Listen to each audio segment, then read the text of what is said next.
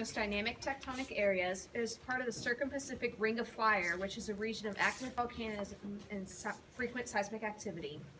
Although 1/4 of Mexico's population lives in rural areas, more than 60% of the extreme poor live there. Many families with few resources beyond their small farm plots depend on the money sent from relatives who have left the area. When that money stops coming, hunger and desperation increase. Children in rural communities in Mexico live in small houses made of local inexpensive materials, including adobe bricks and wood. Most homes have a common area, a bedroom, a bathroom with no running water, and an outdoor smoke kitchen, which is a small lean-to where families build cooking fires. Women and children usually spend the whole day cooking and have to gather wood to build a fire. Families in Mexico tend to be larger, with an average of 3 to 6 children. Multiple generations commonly live together, with grandparents serving as heads of the family.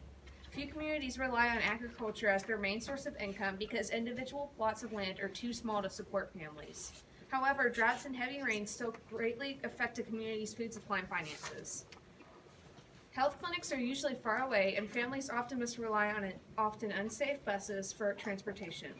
During good harvest seasons, families have plenty to eat, but when the harvest is meager due to an overabundance of rain or lack of rain, malnutrition is normal.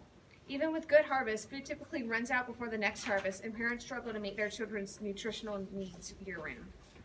Education services are scarce and insufficient in Mexico. In many families, children drop out of school to supplement their family's income by working on the small plots of land their families farm. Most communities offer no education beyond junior high. Tourism in Mexico is a huge industry.